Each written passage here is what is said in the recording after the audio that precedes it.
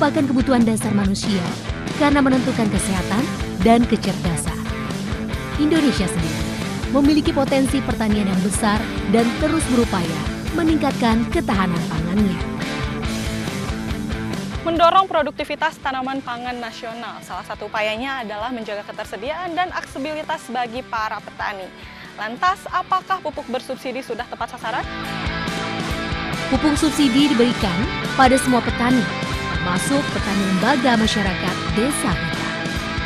Petani yang berhak mendapat pupuk subsidi harus memiliki luas lahan maksimal 2 hektar, bergabung dalam kelompok tani, dan menyusun ERDKK, elektronik definitif kebutuhan kelompok.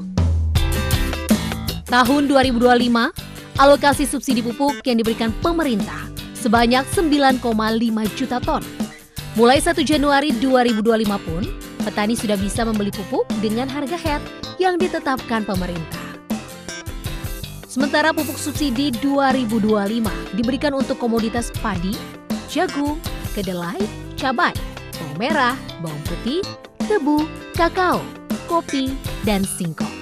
Kontribusi pupuk Indonesia tidak hanya terbatas pada produksi pupuk, melainkan juga pada inovasi, digitalisasi, dan komitmen untuk berkelanjutan. Di lahan pertanian seperti ini, pendistribusian pupuk yang tepat menjadi faktor penunjang utama untuk menghasilkan hasil panen yang berkualitas bagi para petani. Mudah dan lebih efektif gitu. Sesuai dengan kebutuhan kita, itu sudah didaftarkan dahulu oleh penyuluh pertanian. Area kita sudah di plotting berapa luasnya, nanti daftarkan di pemerintah, dinas pertanian. Jadi enak, kita udah jatah kita tidak diganggu oleh orang lain. Penggunaan aplikasi iPupBers di kios mempermudah petani menembus pupuk bersubsidi. Pemilik kios pupuk dapat langsung melakukan verifikasi data KTP petani secara real time. Dengan inovasi ini, petani tak lagi kesulitan, serta pemilik kios pun dimudahkan. Sementara manfaat lain bagi pemerintah dapat meminimalisir risiko penyimpangan atau pupuk diterima orang yang tidak berhak.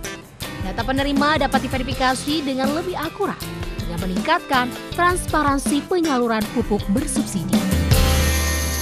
Manfaatnya ya lebih ke tepat sasaran, terus juga kuota yang ada yang tersedia juga terserap lebih cepat gitu, sesuai dengan musim tanam yang berjalan. Kita tidak perlu mencari-cari si petani ada di kelompok mana, kita dengan menginput nama petani saja sudah muncul di aplikasi itu. Pengawasan itu sudah kami lakukan secara efektif menggunakan digitalisasi, mulai dari produksi, distribusi, penjualan, sampai penyaluran ke tingkat kios yang bisa kita pantau secara real time dan secara digital. Ini menjadi penting atau menjadi inovasi kami di Pupuk Indonesia. Dengan adanya inovasi digital, kendala pendistribusian pupuk subsidi seperti keterlambatan pengiriman dan potensi penyalahgunaan dapat dideteksi dini. Penerapan teknologi ini pun menjadi faktor penting dalam memastikan bahwa pupuk tersedia tepat waktu, tepat sasaran. Petani Indonesia semakin makmur dan ketahanan pangan terwujud. Dari Kabupaten Bekasi, Jawa Barat, Wenda Nura, Jana Samsa melaporkan.